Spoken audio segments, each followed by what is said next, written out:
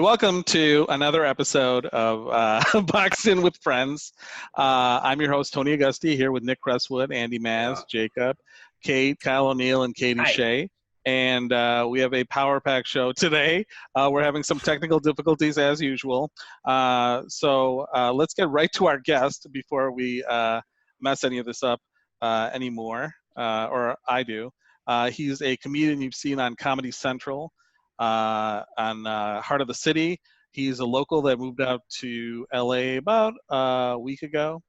Or actually, you guys do we want to do just like a talk, like a hot topic before we have the guest on? We can go as long as we want. Sure. Already introduced. All right. Him. Yeah, that's true. Well, you know what? Let's bring him on. Let's bring him on. You might have something to say. Yeah. Jeff Horste, everybody.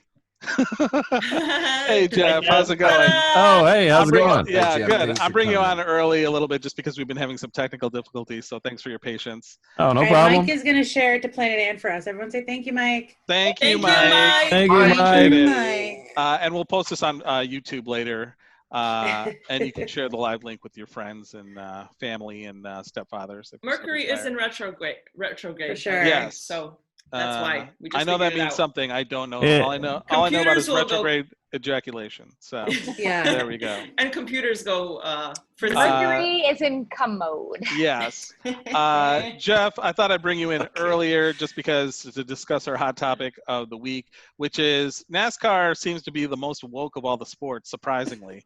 Yeah, that is banning Confederate flags and all this stuff. And then yesterday a noose was found in the garage of a driver for NASCAR, Bubba Wallace.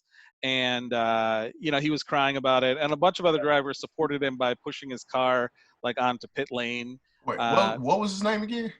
Bubba Wallace. He's a black guy. Yeah, I know. You figure it out. Any way you can get in, Jake. What was his name? Bubba Wallace. He's black. They're black. I love that you had to specify that after you said his name. Well, because you knew why he was asking. You were like, "Wait, what's his name?" Jake and I have that. Jake was just incredulous. He's Bubba like, Wallace. That sound like he sound like one of the Dudley boys from WWF or some shit. Yeah. Bubba Sparks. Yeah. I don't know too many Bubbas. So, because of that reason, like the drivers are supporting him, and he actually cried on pit road because everybody was supporting him. But is this real? Is what I'm questioning. It's like you see all these companies putting out statements of support. I think it's kind of interesting how they're almost exactly like the thing of like when COVID happened, like all these businesses you do want to hear from. We're saying like we support Corona, like we're there for you. We're all in it together. And then now you're seeing Black Lives Matter, and I'm like, I don't know if I need to hear from my heating and cooling service about Black Lives Matter. I don't need to hear from Best Buy being like, there's a Black Lives Matter sale. Yeah. Is that true? Or Is that Kohl's. true? Yeah. Oh, no. Okay. Well, because my point is... There were Juneteenth sales. Oh, really? Yeah, I got a bunch of emails about Juneteenth sales. I'm like, oh, really? Did you know that Juneteenth existed last year? Mm-hmm. Yeah. And who's profiting from this sale? How is this helping Juneteenth in any way? Yeah. Well, my favorite was Elon Musk of Tesla declared Juneteenth was a holiday, but it was an unpaid holiday. Finally, yeah. Yeah. No, an unpaid holiday. So, well, that makes sense. Out of all the holidays to not get paid or compensated, it would be Juneteenth. Wait, Elon Musk made a statement? Who is... Yeah, he said... Who is he to make us... What does that mean, Elon Musk? He's a Dutch man whose parents have an emerald mine in Africa. I don't understand. African children to go and mine emeralds. It just feels like the Dave Chappelle joke of just like, what does Ja Rule have to say about this? It just feels like, okay, Elon, all right, you're not like a politician. Like, that's great, I guess, but... I still don't believe he actually exists. Some motherfucker named Elon. I thought you meant Ja Rule, and I'm like, pretty much not. He's very real. Well, no, Ja Rule exists. I don't know about Elon. Yeah, ever hear of Firefest? Yeah. Ja Rule exists. 50 Cent made sure we knew who Ja Rule was. He got rid of him. Yeah. Now, Jeff, somewhat topical too. So, overall, do you guys think that these companies are being sincere? Because I notice like a lot of companies like Apple and whatever, like if you look at their management or even their diversity, it's like really bad. Yeah. You know? Yeah. So what does that mean? So they say the words, but as far as acting. Like I feel like it's like a step in the right direction. Like even if their intent isn't is just pandering and it's one of those things where it's like I guess it's better than nothing, which is like sad to say, but it's like I don't want to like get too angry at the people that are for the wrong reasons saying that Black Lives Matter when the problem before was they weren't willing to acknowledge it at all. So it's like even if it's for the wrong reasons, it's like, all right, I guess we got to take what we get until, because just like hold these companies accountable and like, those reasons are very, very wrong. If you're gonna post this, Target can't make a statement being like, "This is what we're doing," but then like still use prison labor. So like maybe back up the beliefs with what you're saying, and putting up a black square isn't social justice work. You didn't. Let me ask you're not done. What is some companies that's released a statement that surprised you? Are there any that where you were like, oh, I didn't know they were down? Go ahead. I was gonna say like Legos like donated like $4 million. And it was like Legos doesn't even have to. That goes for one of the companies we were saying before, where it's like I don't even think anybody was gonna be angry if Legos didn't put out a statement at all. They just make toys. Yeah. Where did the donations go though? The way that they worded it was that it went towards organizations specifically helping Black children. So I don't know exactly what that Black Legos Matter means. So it's not exactly a bail fund or anything like that, which probably should be. Also what Lego also did is they pulled their the police station sets from their website. They asked stores to stop advertising them. Yeah. Oh, really? Abolish the police. So they literally defunded their Lego police. They defunded their Lego police. There's an index that exists that I guess rates companies like according to how like diverse they are. Yeah. I know one company that kept it real through all this. Starbucks did. They were like, "Fuck that, fuck Black Lives Matter." Well, they pretty much said, "Fuck it." I thought they reversed though, because I know they were saying they weren't allowing their employees to wear BLM T-shirts, but then they said they would. Then they issued. I think they made them so that it'd be like uniformity or something like that. Yeah. They reversed it, but I think when people were pissed, They were like, that's what I was gonna say. It's like sure they reversed it, but I think we're in a time now where people are trying to hold people more accountable the first time to where it's like your apology. Sure, but if we forgive everybody that makes a mistake and apologizes, then that's everybody. Then nobody will be held accountable for anything. That's like AMC putting out a statement like, we don't want to get political. You don't have to wear a mask in our movie theaters. And then the internet exploded and they're like, never mind. Yeah. You're like, that's not political. This is science. It isn't politics. Masks aren't political. You're making it political by saying so gross. My lungs are political. Yeah. They are. You're right or you're left? Well, I have a right Jeff, can you turn on your mic a smidge? I think so. Okay. Just a little bit. If you can, it's not a big deal. Anyone know how Build-A-Bear feels about this whole thing? I haven't heard from them I know how Ben and Gary feel about this. If you can't, don't worry about it. All right. What if I just said further away? Is that kind of the same thing? Yeah. All it's not. It's fine. I'll just stop yelling so much. Yeah, a little Alex Jones-ish, but let's get back to you, Jeff. Let me play. Actually, why don't you do a thing on YouTube called Roast This Post? Can you talk a little bit about that? Yeah. I originally, the idea of Roast This Post was just to kind of make fun of a lot of what typically would be leaning conservative memes and articles shared. And then when I had that idea, that was right when a whole bunch of people started storming to the Capitol in Michigan with AK-47s and Pikachus holding assault rifles over not being able to get their hair cut. And so then that kind of just I started to widen what my view of it was, but it's pretty much I just a lot of typically racially leaning issues that are happening on the news or that are, spread in social media, I just like to touch on. Okay. Now, if you don't mind, I'm going to play a clip from, this is the Sure. one about sidewalk chalk, Karen. Sure. We're gonna check that out right now. This is going to go right, by the way. I just wanted to tell you that. Tell us in the chat if you can't hear this. Sidewalk chalk Karen, you bitch. First of all, we need a Karen naming committee because all of these Karen videos have several names and most of them are bad. Okay, so this video is about a white couple in a wealthy neighborhood assuming that a Filipino man could not afford to live there. Is this your property? Hi, I'm asking you if this is your property. Why are you asking? Because it's private property. Because it's private property, so, sir. Are you defacing private property or is this your building? Oh my God, did you see that? Look closer. Closer! Ah! Too close! That Karen is a demon. You're free to express your opinion. No, but not on people's property. Okay. Absolutely. Sure. Just respectfully. Sure. So we're just saying, absolutely, your signs and everything, and that's good.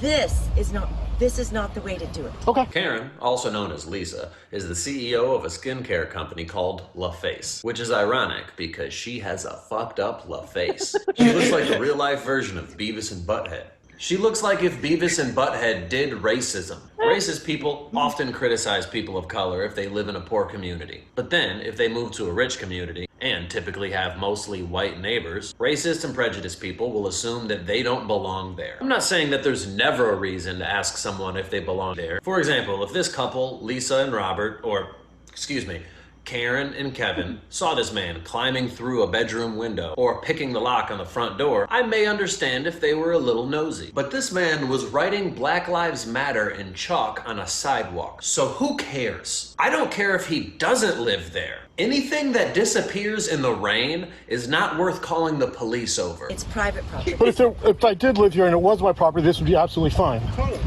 And you don't know if I live here or if this is my property. We actually do know. That's why we're asking. Oh, really? Because you live here, right? I just want to point out here, see the Dr. Evil finger over the chin? You said so. Because we know the person who does live here. Oh, okay. Now this man could have said, hey, I live here, but no, he handled it way better than that. He put them in a position to either admit that they were racist or have them double down and lie. And they chose option number 2. So then I suggest you call him or call the police. Or because you're accusing me of a crime, correct? What I'm asking you is why are you... And I'm not answering you. Okay. I won't play the whole thing, but you can catch that on Jeff's YouTube channel. But that was great. I really love the breakdown of it. And she is very scary looking, That is what you see when you have one of those, what are those nightmares that you can't wake up from? What's that called again? Oh, yeah. Paralysis. Sleep paralysis. Sleep paralysis. That is the sleep paralysis demon. Yeah. So wait, her skin company's called La Face? La Face. Yeah, it's called La Face. That was a record label back in the day. L.A. Reid and Babyface. Yeah, TLC, Outkast was on that label. What the fuck? Oh shit, they should sue her. I also heard that there was a company called My La Face, which is a completely different company, but they got too many letters and messages of people angry at them. And so they're considering changing their name just to not even deal with the situation. Wow. Which is just crazy to me. When your racism affects other strangers, they're not even involved. I think it's even worse that these videos where the Karens are yelling and they get super combative. I think it's almost worse how fucking condescending she is. She's I noticed that too. Yeah, that is a polite racism. Yes. My thing is when she was like, your signs and what you're doing, that's good, but this is not good. I'm so, did you write the book? Are you the president who was not for protesting? You fucking sleep paralysis demon. I don't trust you. Yeah. So what gave you the idea to start doing this, Jeff? I think it was on some other video. I went down a hole one time where somebody said some negative things and something else I posted. Then I just clicked on their profile and I just saw so many just awful but hilarious at the same time, just memes they were posting. And it just was wow, there's an entire world of people that agree with this person. Like this is like I'm used to seeing what's shared on my social media within people that somewhat, at least, kind of agree on more or less in my beliefs. But there's an entire world of just like Trump supporting memes that we don't even know. And so that kind of just made me start to think of like making fun of those type of things that we don't typically see on our timeline. Yeah. Yeah. You know what else we don't see on our timeline is that people are still very much taking direct action in the streets. And if you're able to help out with that, you should probably do that. Yeah, absolutely. I know. You and your girlfriend Esther, who couldn't make it tonight, but we'll have her on in a couple of weeks. You've been at the protest, correct, in LA? Yeah. And how's that been like? Did you run into Kyle? Yeah, we missed each other. We missed each other. We missed each other at the protest. I'm in Michigan right now, but when I get back, let's hit the streets.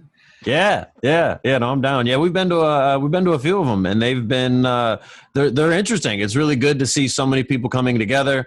I know that LA is more of just a diverse, area in general. So, but it's still good to see, especially when you see footage from not even that long ago of protests that seem to be almost exclusively black for black related issues, where it's sad that it took this much for the world to for a larger percentage of the population to come together. But I guess whenever things start to get better is better than ever type of a thing. So it has been cool to see so many different groups of people showing their concern.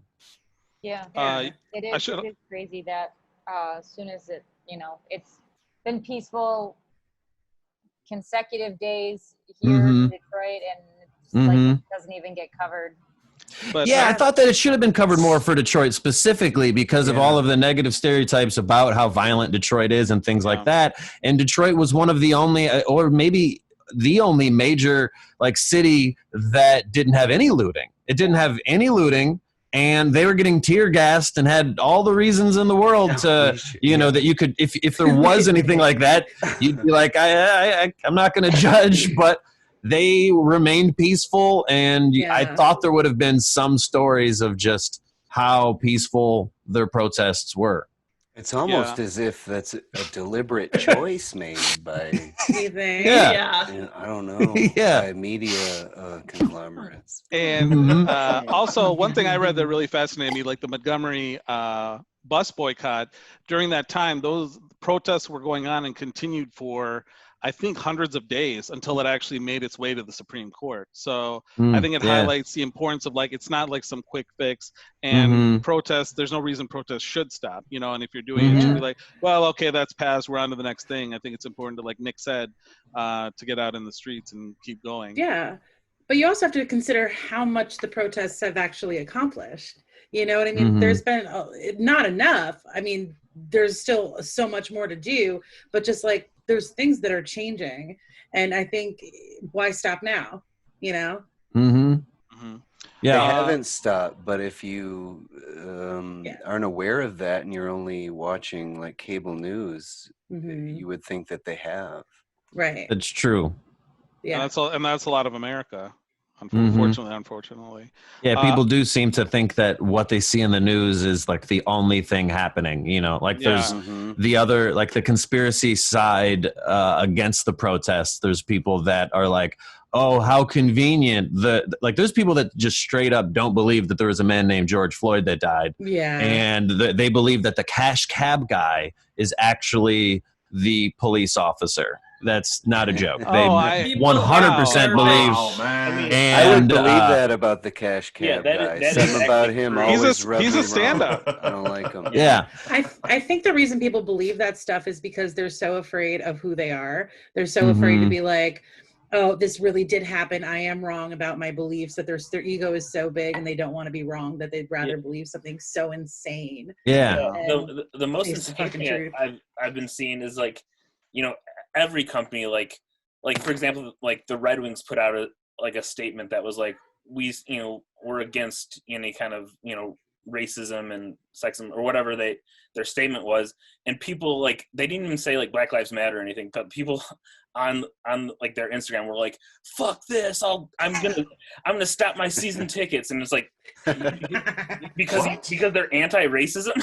Like, yeah, I actually appreciate the companies that have taken like a vehement stance, like Ben and Jerry's. Ben and Jerry's. Yeah. Like fuck the cops. We killed a few cops. Yeah. What did Ben and Jerry? What did they do? The guy from Ben from Ben and Jerry's killed a few cops in protest. No. That's not true. But they took like a very strong stance, and they were just like, it's and just fucked they up. put out a special flavor, and the proceeds are going to Black Lives Matter. And I think I forgot. But when it comes to Palestine, they don't seem to care too much. No. Whoops. Nick is so woke. You know why? They probably don't eat a lot of ice cream in Palestine. That's why, guys. It's all about money. Never forget that. Yeah. Except for this podcast, because we're all unpaid. Don't you ever fucking forget. Yeah. Speaking of unpaid, you also do a show on the Planet Ant Network, Jeff. You want to talk about that a little bit? Nice, Tony. We are going to have a theater to go back to if you keep this up. Yeah. Hey, donate to Planet Ant, guys. I'm just fucking around. Yeah. It's a great nonprofit. Yeah, they're in good shape. He's joking around. We're paid a lot. But talk about your show. I'm not kidding about your show. I'm not kidding about your show, Jeff. What my girlfriend Esther and I, every Saturday, we do a live show just showing us making a different like vegan meal of some kind. How long have you been a vegan for? About a year and a half. It was like last January or the one before that, whatever makes that a year and a half. And what is there a specific event that made you become a vegan? Not exactly. I think it was just. Or did you watch a documentary or something? It was kind of a documentary. It was a guy's speech. Somebody sent me that somebody who was like a friend of mine from like years ago sent me something when I had nothing but time. I was driving home from a show, and so I was like, well, all right, I got nothing else. I need to stay awake, so I'll watch whatever you send me. And it just got me thinking a little bit. So then from there, first I was like vegetarian for a year, and then I made a lot of my own, had to force myself to make my own meals because I'd never really cared before about making food. I just eat, you give me food, I'll eat it. That's as far as I thought about food.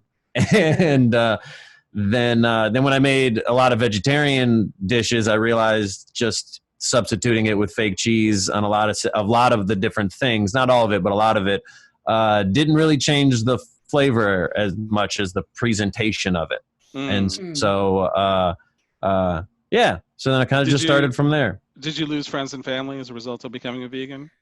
Nah, not really. Okay. I should ask what level, because I know there's different levels of veganism. Do you have is it like golf where they give you a handicap, or what level of vegan are you? Level 8? No, I don't know. I don't know like the exact scale. But without meat or dairy. If the whole world was vegan, we would not be in a pandemic right now.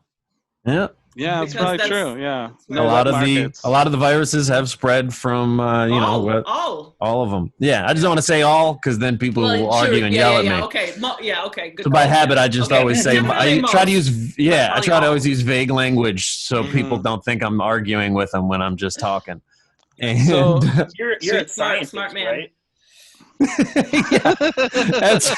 I'm sorry, Professor Jeff Horste. I that was rude of me not to. I have a friend of mine whose goal it is just to try to find some loophole in it, and I'm like, well, he'll call me. It could be 3 a.m, and he'll just be like, what about squid? That's how he'll like start the phone call. And I'm like, what? And he's like, well, they don't, I don't know if they feel pain because they don't have, like he's breaking down the science of everything. And I'm like, I don't know. My life has been fine without squid. So I'm not trying to justify it. I'm fine without it. I love your show. I watch it. And what I love most about your show is your love for the 99-cent store. Because you do mention it every episode. The 99-cent store out in LA, it just made me rethink dollar stores throughout the country. Because in Michigan, dollar stores are just all of this is crap. And it's like do you need a birthday card? Otherwise, why or Scotch tape? Why are you here? Gift bag. Yeah. Yeah. But they've got like organic fruits and vegetables at the 99-cent store out in LA. It makes no sense. Yeah, it's an entirely different thing. How has it been for you living out in LA? Because you moved out there to pursue a comedy career. Like I said before, Kevin Hart picked you for his series Heart in the City, so you're giving a special on Comedy Central. Has that changed? Because LA is so competitive. Does being on Comedy Central even make a difference for someone that's just coming new on the scene there? Not as much as what I think some people would imagine, but enough to where like I definitely appreciated it. Like a lot of friends of mine that that have been out here longer, I've definitely seen how long they have to wait to like, even get allowed to get a show, but it makes it easier for like a stranger to be willing to take a chance on me to do a show. But as there's more shows and more credits, then each credit kind of does matter less because now there's a million different networks and a million different shows on all of them. So it does kind of not mean as much as probably what it used to, but it definitely has helped a lot. Do you still have to get passed at a comedy club before you're a regular, or is that like an old? Yeah. You still have to get passed. And so can you explain what that is? Probably most people don't know what that is. I don't know. Yeah. So a lot of there's not like an organized system, but like each club kind of has their own different way of working through their club to be to earn the ranks of like performing on their like official weekend shows. So if you're Yes. Yeah. So if you're like passed at the Comedy Store, for example, then your name's on the wall at the Comedy Store. And then if you call in, then, you're allowed to, you get to perform like once a week. You can call in and leave your avails and then you can perform once a week. But if you're not passed, then you're just hoping to get on a show whenever somebody likes you enough and you mingle enough with all the right people. And it's just a longer process. So where are you right now? Are you passed anywhere, or you're just like mingling? Or do you have a home club? I guess right now there's a club called the Comedy Union, which is like the only like black-owned comedy club out here, and because of the Kevin Hart connections of like people that worked on that show vouched for me to like work there. But all the other clubs, I'm just waiting in line, like with everybody else, just waiting. They're open on Potluck. Jeff. Yeah. There's like at Potluck, the open mic on Mondays at the Comedy Store. There's probably like 200 people that might write their name on, and they might pick like 16 people, and about 4 of those names might be random. So it's definitely a waiting period is a lot more uncomfortable, forced conversation than I enjoy. Cause it's is it more cutthroat? We all know, like, it's like, I like to make friends, sure. But what are the, like, if you have a comedy show and I'm at your comedy show, then how do I just strike up conversation with a stranger that runs a comedy show and be like, hi, I want to do your show and I'm not bad. I think, I don't know. I'm socially awkward. I really just want to be for like, I don't know. It's just such a forced fake feeling sometimes of the mingling because, people will human nature put people on the show that they're friends with first. Yeah. But then it makes people feel like it forces friendships in a way that is not what normal human interaction is. Yeah. Speaking of which, Boxing with the Friends, it's on every Monday at 8 p.m., guys. There it is. Yeah, see? No, but you're a friend of the show, and we all know each other, or most of us know each other. Yeah. You also live with a comedian. I do. Esther, and who we're going to have on in a couple weeks. What's that like? Next week. Next week. What's it like? I'm sure you get asked this a lot, living with another comic. It's the only person else I've lived with, so it's been good. Wow. It's and I haven't lived with any other besides my family, and I get along with her more than my cousins or whoever else. So things are great. We enjoy each other's company, and it's been cool working on some projects. Making the most of this quarantine and the time off. I'm happy that we've been able to put some of that time to use. Mm-hmm. That's great. Thanks so much for being. Go ahead, Jake. Oh yeah, Jeff. Yes. Well, the question is I'm just giving you props. Like aside from Roasters post, like every time I see you do stand up, you always got something to say about shitty white people all the time. Plenty to say. Yeah, plenty to say. Yeah, plenty to say all the time. And like, I appreciate that, bro. Like, thank you for like being a white man. Thank you for being a white man and telling these motherfuckers what's really up. You know what I'm saying? Because thanks, man. A lot of them don't. A lot of them be like, even some people who aren't racist, they still be silent. They still be uncomfortable and whatever. And it's like, you know what I'm saying? You talk that shit all the time. Thanks, man. I appreciate you for that. And, I appreciate that. Thank you. And if you want to hear more of Jeff's stuff or catch him, I put his links in the chat here for YouTube. You can see Roast's posts on Instagram and Twitter. And Jeff, you want to stick around for the musical guest and hang out? Yeah. All right, man. Yeah. Jeff Horste, everybody. Thanks a lot. Jeff, did you almost just clap for yourself? I just like to clap. I always do that. I just like to clap. I'm sorry. To be your biggest fan. You got a heart of an improviser, Jeff. Yeah. Like when it does. Even if people say give it up for the ladies, I just still clap. Like I just like to clap whenever there's a clapping opportunity. Kyle, while Jeff settles in as a member, we passed him, so he's passed with the Friends group. Yeah, he's on the wall. So why don't you introduce our next guest? Our next guest is Chris Conley from the band Saves the Day. And he's a fantastic guy, a good friend, great musician. Woo! All right. Welcome, Chris. He's connecting to his audio. He might have to, He is one of the coolest backgrounds we've had on. No offense, Jeff, but it's very, very trippy. You didn't like my closet? Yeah, no, it was good. Oh, I didn't even know that. Wow, that was like a Wizard of Oz moment right there. Hey, Chris. See. I feel like. Hey, how are you? Good. How are you? Oh yeah. Good. Is the audio working? I feel like it might have gotten messed up since I was on here testing. A little bit. It's a little tinnier, maybe because you have your headphones in. Do you think that's what it is? It might be. How do I? Kyle, do you agree? So powerfully. I don't know. Oh my God, he's my dad. I'm so powerfully bad at the interweb. It sounds pretty God, he's me. Yeah, it sounds good. It just sounds different, you know. Jake. Let me try one thing, guys. I'm really sorry. I'm so. That's okay. You're great. We've had. We know how to entertain. Oh yeah. You're fitting right in. Yeah, Kyle. While he does that, why don't you talk a little bit about Saves the Day and kind of your experiences with them and. Right. Okay. Saves the Day has been. Someone needs to turn one of my favorite bands, and I think when my band Fireworks got to tour with them, that was like a very exciting moment for us, and they were like a band that we watch every single night on tour. And I remember the moment that we found out we were going on tour with them. We were like, yes. There we go. I think this is better. Yes. Yeah.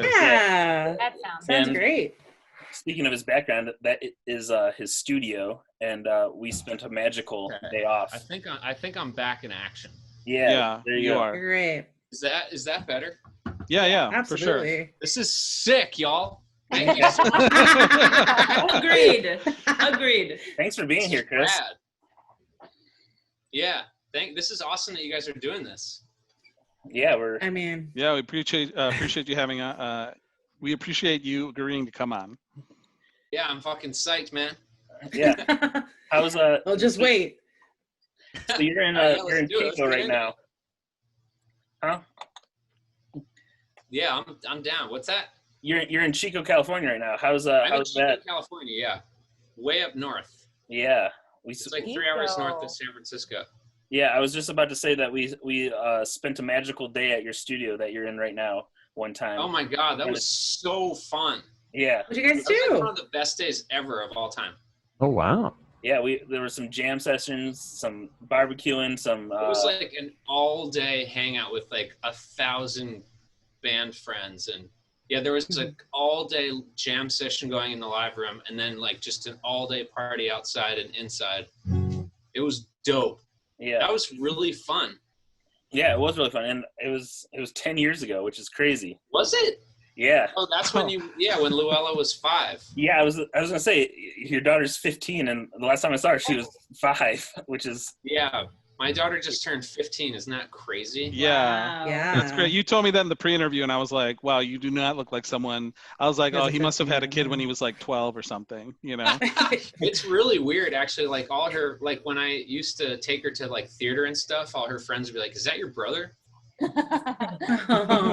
And you recently took her and her friends to some protests, right, for Black Lives Matter? Yeah, so like they are the coolest kids ever. They all go to this performing arts high school called Inspire, and they're like super involved in all the important issues.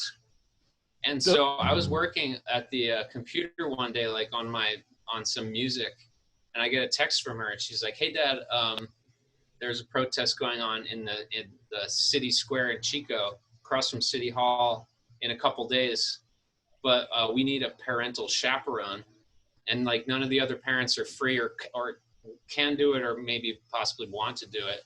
And I was like, "Fuck yeah, I'll take you guys." So I took her and a bunch of her friends down there, and I took her to the art supply store here at the local one, not a chain. And we got supplies to make our own signs, you know. So one of them, mine was peace and love on one side, and then ... and justice for all on the other. Hers was Nice. Justice for Desmond.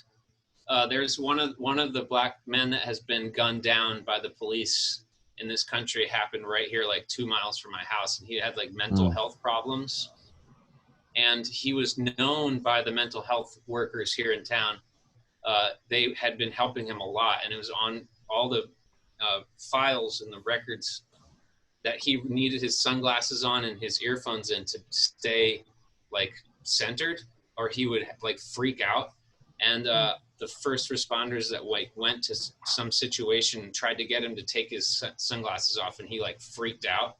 And so the cops showed up and just like broke down his door because he was like freaking out with barricade. He was like barricaded inside there. They broke down his door, tased him, and just gunned him down. Wow. All the evidence, they tried to say later that he was rushing at them with the shard of the broken door. But like all the bullet holes are like down on the ground and not up here where like a 6 foot tall man would have, you know, so like they just tased him and shot him to death. So you should check out the website that his father made for him. It's called Justice for Desmond. And a few days ago on Juneteenth, Luella, and my daughter's name is Luella, we went downtown for the Juneteenth celebration in downtown in Chico in the same city square. And Desmond's dad was there talking about his experience on the microphone. I got to meet him afterwards, and I've donated money to their cause. And I just fucking handed him money right there when we were there. But it was really powerful to meet his father. You know, you hear about these stories on the news, you know. But like I shook the guy's hand and looked in his eyes. So anyway, Luella's sign said Justice for Desmond. Wow. And then on the back say their names, and had a bunch of the names and stuff. Yeah. So we went down there for the protest, and it was amazing. It was packed, like there were so many people there, and it was a peaceful protest, and we were all chanting, you know, no justice, no peace, prosecute the police, I can't breathe, marching around the city square. And there's a lot of really good people here in Chico, so then they're just playing music, and we're all dancing and having, you know, celebrating to being, you know, free together. And fighting against the forces of oppression. Yeah, and you've also been doing a video series with your friend Lloyd. Yeah, my friend Lloyd. He's a black man, has grown up in America in the South in Virginia, and we're making music together here at my studio. So we've been quarantined together. He came out in December to start working on his album. And then we were going to part ways when I was going to go on tour with Third Eye Blind, but that got shut down like the day that everything got locked down. That was supposed to be the first show in Seattle. So I flew home from Seattle, and Lloyd came back. We've been working on music, but then once this all started to happen, we thought we would just be having these really deep conversations. And I thought, you know what, we should film these conversations and we should put them out. And so we're calling it Togetherness. So far, we've only done the one where I just sort of interview him like about what it's like to grow up Black in America. But it's really a cool video, and a lot of people have been responding positively to that. And so we've lined up other episodes. We're going to do more conversations, and it's not just about being Black. It's, you know, it's called Togetherness for a reason. So I'd love to have people of all walks of life on there so we can just like talk. Yeah, I'd love to link to it in the chat. Yeah, so hopefully, I think Kyle knows more about the internet than me, but hopefully he can like link you guys. Yeah, we put the link in the chat. It's really cool. And Lloyd is an incredible person. He's so fucking smart, and he just has like a really incredible perspective. And like, I just can't imagine having to go through what he's had to go through to endure. So it's just a testament to his spirit and spirit of our Black community. Yeah. Yeah, and it's a very cool video. I watched all of it, and it's very heartwarming and very nice. So it's a very thanks, cool. Man. Thank you so much. Yeah. My dad watched it too, and he's like, "You guys are doing great things." And my dad's like, he's old, you know. I think we got one of those. You guys are doing good. That's awesome. Yeah. Well, it's after talking about such serious stuff, it's hard to switch notes onto. No, man, music. That's my whole thing. No, you're doing great. Dude. That's my whole thing. I'm emo. Like, I'm comfortable with all of that. Right. No, absolutely. And I think that is important that we, you know, I think our guest last week, Chris, mentioned that it's important to take time to riff with each other and make art and make music. It's so, yeah, absolutely. This is sick, man. This is awesome. I'm going to watch a bunch of the other episodes too. I think this is a really cool way to get to hang out. I love the title. Oh, thank you. I don't remember who came up with it. Was it Andy? I think me or Tony? I think it was one of us. Tony. But thank you. Yeah, just say it was Andy and I, you know, as a team. Rad. Yeah. So. Yeah, but I mean, I could just blast through a song. Yeah, let's do it. Yeah. Yeah. Yeah. What's it called?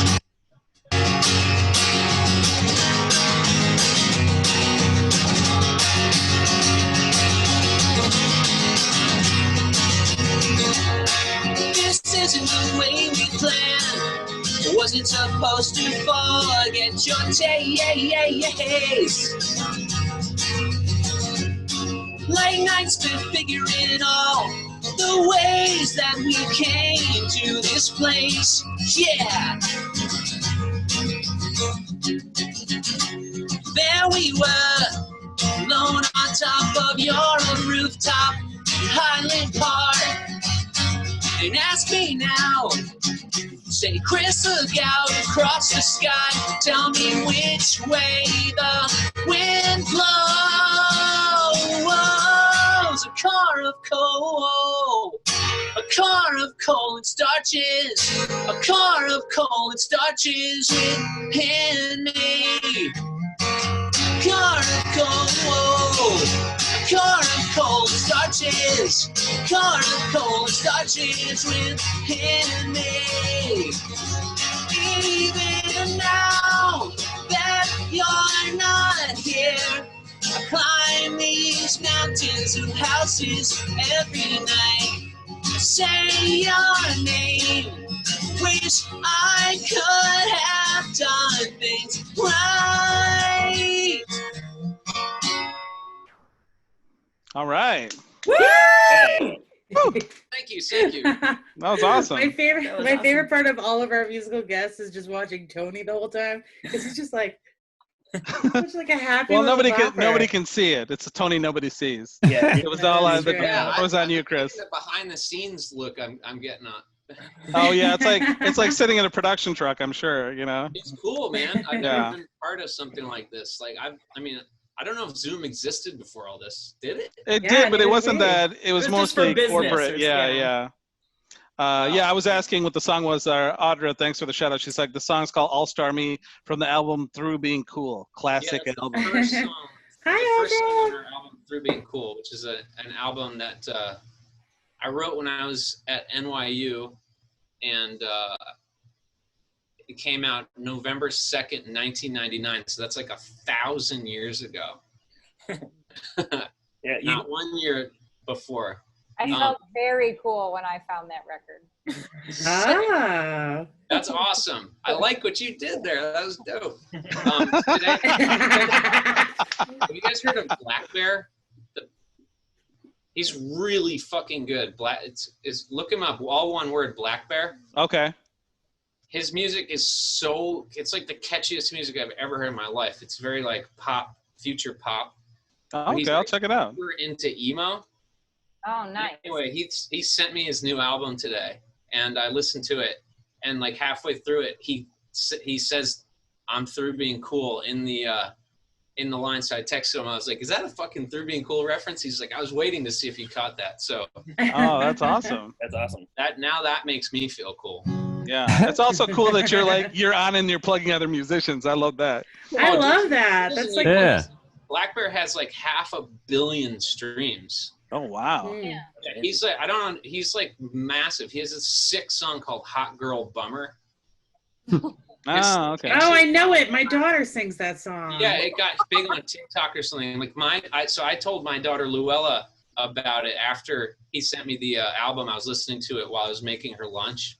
She's like, "This is really cool." And I was like, "Oh, you would like this guy." So I sent her his big single, and she's like, "I know this song from TikTok. It got really big on TikTok." Yeah, really. You got a lot of hand claps in the Facebook, in the comments. Freddie Chico says, "Yo." Venice Labra says, "Dope." All caps. Oh, what's up, Venice? I fucking love Venice so much. Venice has been chatting a lot up in this chat. Yeah. Oh, that's dope. Venice is the best. Nice. Okay. Yeah, she has a sick food truck that I'm trying to go to when we can go to it. Go to there. I want to go to there. Yeah. So that record is not 1,000 years old. It just turned 20. Just turned 20. Yes. And the last time I saw you, you were you played a few shows in honor of that, and you did like a yeah. Were you at Anaheim and Bootleg maybe, or I was in Anaheim, and I was at you did the thing at Amoeba. Oh, that was so fun. Yeah. That Anaheim show was so crazy, dude. Yeah, it was like I was kind of floored by it. I was like, I think I was like in shock. It was just like 2,000 people singing every word. It was so dope. That was a really cool night of my life, actually. And it was so awesome that you guys were there, you and Brett. Yeah, it was great. And then we shortly after that, once the quarantine hit, you and Brett did, and Lloyd did, and me, I guess. I edited it and made an appearance. Yeah, dude, you made an appearance. The Hello California, or Hello California. Oh, that's right. Hotel California. Yeah. Hotel That's your remake of it? Hello California. Yeah, it was Hotel California. And Yeah, so it was all California. about, you can check out, but you can never leave it, but it's your own home. Yeah. Yeah, so you should link that too, Kyle. Yeah, okay, yeah. I'll send that was fun as hell. I'll send that out. Yeah, Brett makes an appearance as a fourth dimensional reptilian being, right? Yeah. It's it was gnarly, man. It was a pretty. At first, he was like smoking a bong in it, and I was like, "Yo, I want to be able to show this to my daughter." I'm not trying to have her and her friends know that like me and my friends are freaks. They can learn that on their own time, but I'm not trying to be a bad example. Just don't start a TikTok account, I guess. I guess people her age aren't on Facebook. That's for old people now. Yeah, they'll never see it. Yeah. Yeah. So you said your daughter goes to a performing arts high school. Does she play instruments, or is she pursuing another path? She does play instruments, but her thing is theater. She's been like obsessed with theater ever since we found this Chico theater company here in town that did shows like for like young adults and youth and kids and grown-ups as well. And so just as an extracurricular, when she was like maybe 5 years old, we signed her up for that, and she just loved it right away, like loved it. And so like that passion has not diminished. It's only gotten stronger. So when it came time for high school, you have to like choose to go to this performing arts school because it's like focused. It's not, but also what's rad is it's the #1 rated school in the county. So it also has all the good schooling, the regular, education and stuff. But if you wanted to be like a video director, like if you wanted to get into like computer graphics or like sound design and stuff, they have all that stuff too. But she's going specifically to focus on theater. She loves musical theater. Like she's not sure if she wants to try to like make movies and TV or do Broadway. She's like obsessed with Broadway. They all love Hamilton. They can like they can recite, her and her friends can recite like the entire show of Hamilton. Are they excited about the movie coming out? Yeah, she's so psyched about it. Yeah. And so they like opened my eyes to all kinds of stuff that I wouldn't know about, because I swear to God, the last thing I heard was Led Zeppelin 4. So, I just still like listen to all the stuff that I listened to growing up. I'm like obsessive about it. I just like every day when I go to the park, you know, on the walk, I'm still listening to fucking Led Zeppelin. But I'm psyched that I get to like learn about new stuff through them. So I honestly think today when I told her I was friends with Black Bear, I like got cooler in her eyes, because she doesn't give a shit that I'm in it. She's like, whatever. She loves coming to the shows, and she's like, whoa, people like what you do. They like sing all your words and stuff. But she does not give two shits. In the best way. It's healthy. Her friends think I'm cool. You know? And that's how she's like, oh, okay, I guess like they think Dad's cool. All right. Yeah. Do any of you have kids? Just me. Hell no. How old? I've got an 11-year-old boy and an 8-year-old girl. Oh, that's awesome. That's awesome. Yeah, well, I mean, it's okay. Too excited here. Kate also plays instruments. You can't see her mandolin in the background, but it's there.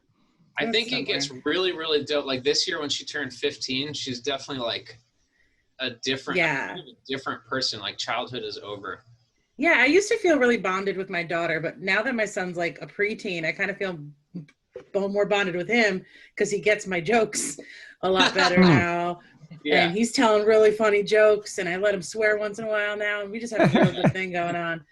So yeah, there's that whole phase where they're becoming like social and like they kind of differentiate themselves from the home life, the people they've known their whole life. I am really excited about it. I will never be cool in their eyes, though. So I know. I don't think I will ever be cool in her eyes. Every time I'm like, will this Black Bear thing finally do the trick? We're gonna make a song together too, so I'm like hoping that'll get you cool points. Yeah. Do her friends like? Is there like, I don't know how, because you know I'm not in high school anymore, but is there like the subculture of like, you know, punk that are her friends are into that you know of? Yeah. There's definitely all kind. They're into all kinds of shit. There's like skateboarding kids and punk rockers and like anarchists and stuff. That whole thing that we were into when we were kids is definitely there, but there's like more of them. So like they have their whole crew. Whereas like when I was growing up, it would be like me and one other kid were like the freaks. Oh yeah. So now they have like their whole like subculture. It's awesome. Like everyone's hair is dyed weird colors, even when they're like straight laced. You know, it's like the world's getting freaky. I like it. But what's cool is her generation, and particularly the kids at her school, are so inspiring. Pun intended. That's the name of their school, Inspired. But I hadn't thought of that before. It was an afterthought, the intention of that. But seriously, they like make me optimistic about the future. You know, and they're like just today, like we left money outside for one of her friends who made bracelets to donate to certain charities, and one of them said Black Lives Matter, and the other one said Pride. So they're like, and so we left the money on the porch, and her friend Savannah dropped off the bracelets. Savannah was with us at the protest, and when I picked her up at her house, I met her dad for the first time, and he said, I'm totally in support of this. I am a police officer here in Chico, but this is really important, and this needs to happen.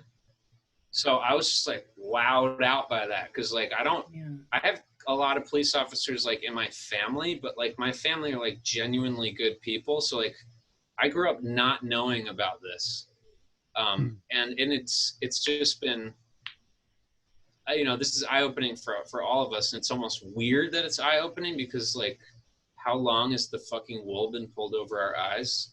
So it's like a strange thing to start to wake up to the nightmare of history. Right. But we already all knew about it anyway. But I think it's incredible to see it all come to the forefront of everyone's awareness all at once. Cause like, man, we got to fucking talk about this shit. Am I allowed to curse? Fuck yeah. Oh yeah.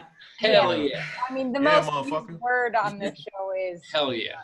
Come. So yeah, it is come. Yeah, Caitlin's thirsty for it. Caitlin is so thirsty for come today. I can't even. It's too much, actually. That's what she said. So I don't say come anymore. I say pussy juice now. Yeah, Jake's all Pussy juice.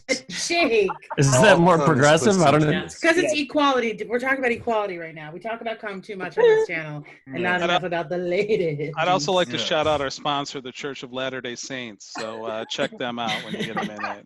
Hi, guys. Yeah. I knew that was coming, Tony. Yeah. No pun intended? No pun intended. No. I think you knew that was pussy juicing. See what happens when you ask if you can swear on here? Yeah. You're the reason for this. Well, last week Asia asked if she could smoke weed while she was on. Oh, yeah, damn. that's Did that true. go down? Oh, yeah. Go for it. It's legal in Michigan. Yeah, it's legal in Chico, too. Yeah, do whatever you want. There's on this screen, there's no cops and there's no parents. Yeah, So- we're not tattletales. Word. It's a cool space, y'all. Yeah, this is a safe space. Do you want to play another song for us? Hell yeah. Yeah. Before you start playing, what's the name of the song, and can you tell us a little bit about it? Word, I was just going to launch into it. I respect that. This is called Firefly. I was going to play the first two songs from Through Being Cool. I was telling you guys before, but when we did the video sound check, then I thought, no, you know what? I want to play a song from a different album. So I'm going to play a song called Firefly, which is the last song on our album called Stay What You Are.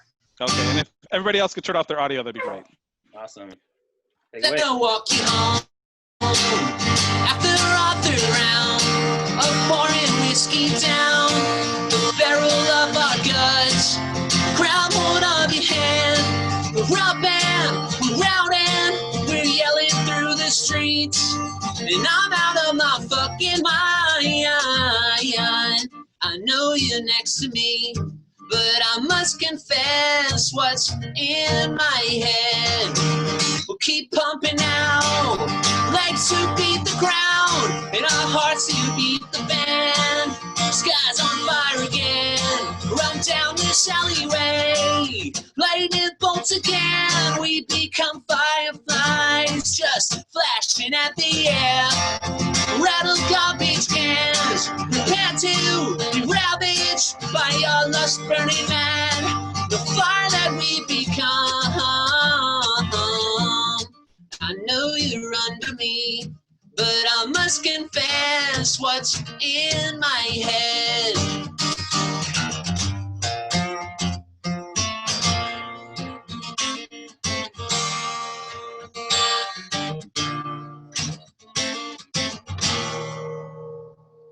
To me, you are the light from a light bulb break sometimes, and the tender warmth inside is released into my life. To me, you are the light from a light bulb break sometimes, and the tender warmth inside is released into my life, and it smothers me in flames as lick and scorch my face as the smoke reaches the sky. No, I'm burning tonight. No, I'm burning tonight. No, I'm burning tonight. No, I'm burning tonight. No, I'll burn for you tonight. All right. Yeah. Thank you. Yeah. That was awesome. That was great. I love the album. Getting a lot of hearts in the chat. Venice says, "No, I'm burning tonight." See, that's my poor singing. Yeah, I love the sing-alongs in the comments. Yeah. I know. To me, you are the light of a light bulb that breaks sometimes. As you sing it. So that's awesome. Yeah, it's a great song. My ex-girlfriend bought me that record. She has a couple kids now. I can't. She let you see them yet, though? Yeah, are they yours? She bought it back then, or she bought the record recently? She bought the record for me back when it came out in like 2000. Oh, okay. I know. That would have been weird. Hey, Kyle, I have a couple kids. Here's an album. Also, your girlfriend has really deep voice in this. When are you going to be able to see those kids, Kyle? Yeah. Also, you have 2 kids with me. I'm pretty sure they're not. Pretty sure. Allowed around me, but fingers crossed for those kids. Yeah. Oh man, that was awesome though. That record is fantastic. I love that record.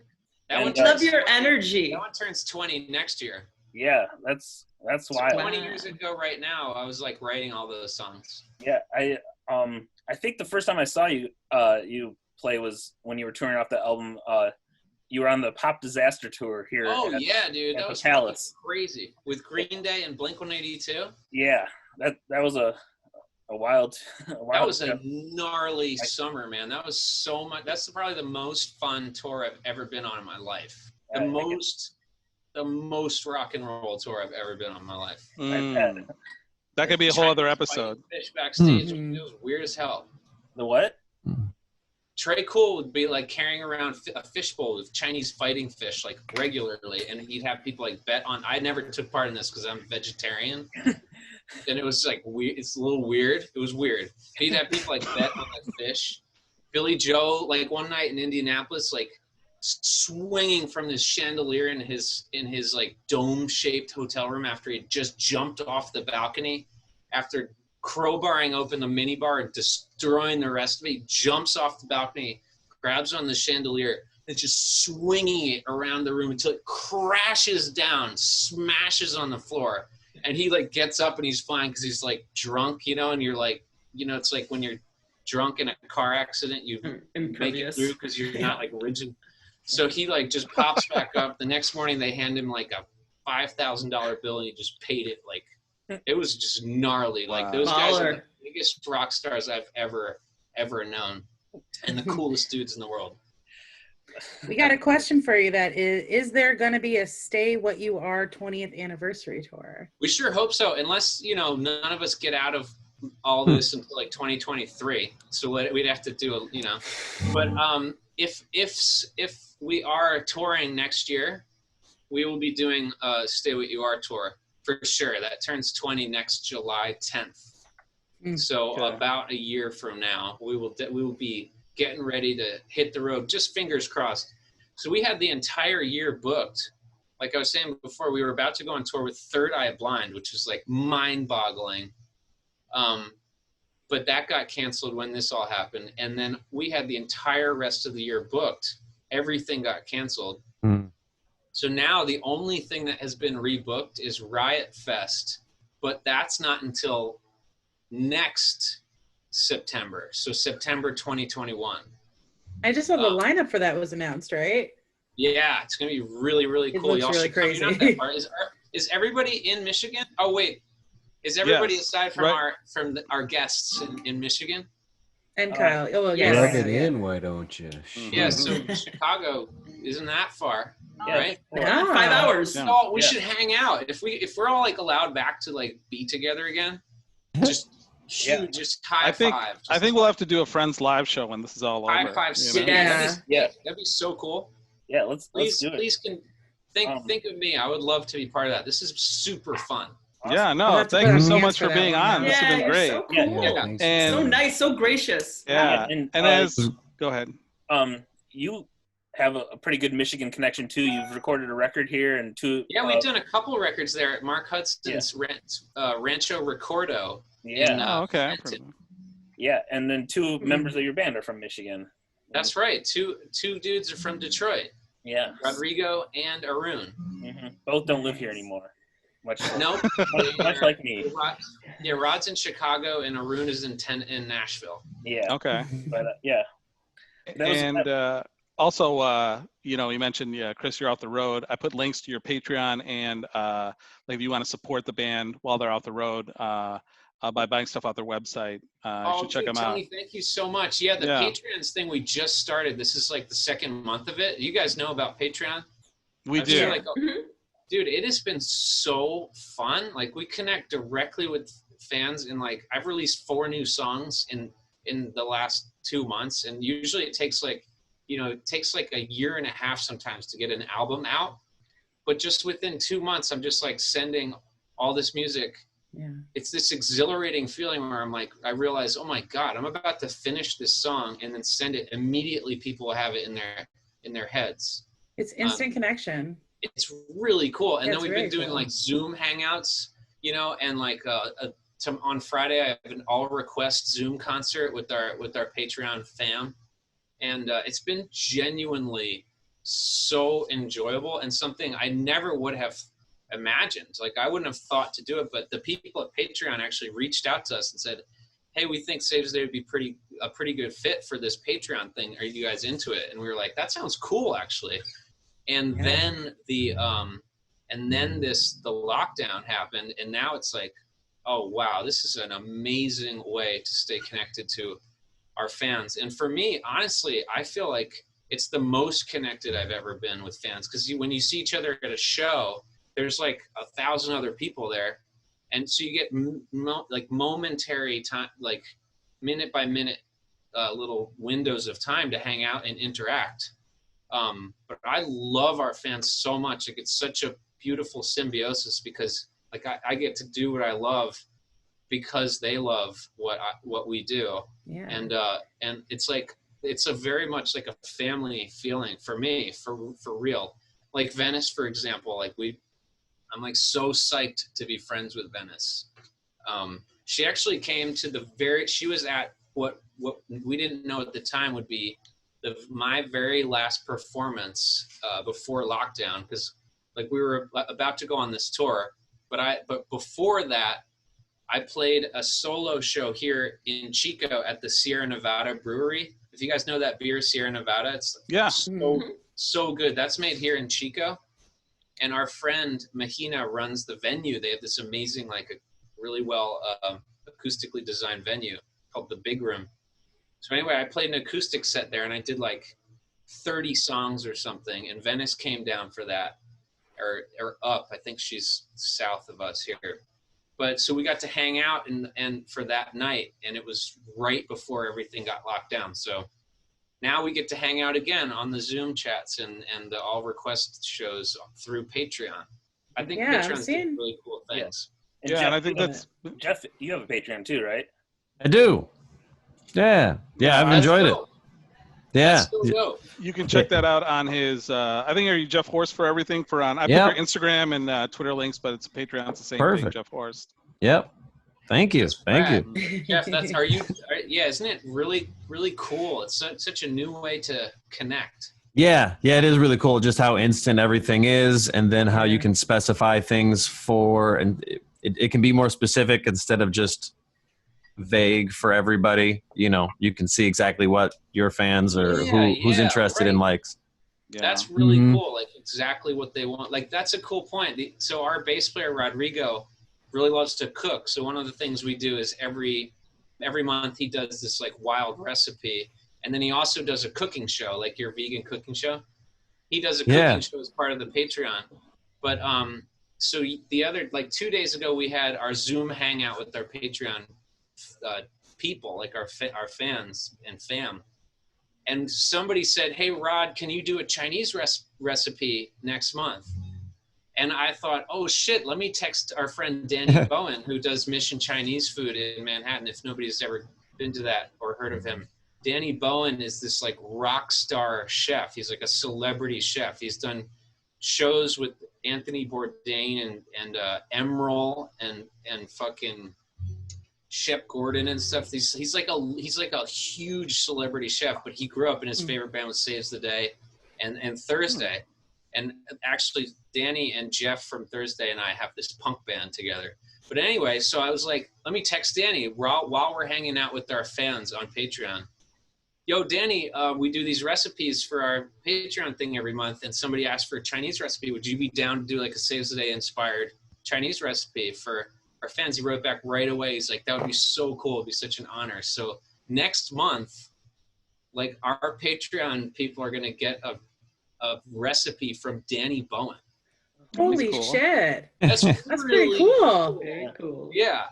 So I'm just like psyched on it. Mm-hmm. Yeah. Well, Chris, you guys we love really Patreon. You're gonna love OnlyFans. Yeah, we need to get a Patreon. You know. OnlyFans. What is that? Oh, no. It's like Patreon, but with porno. You know. Oh, that sounds wild. Yeah. So, you know, think about it.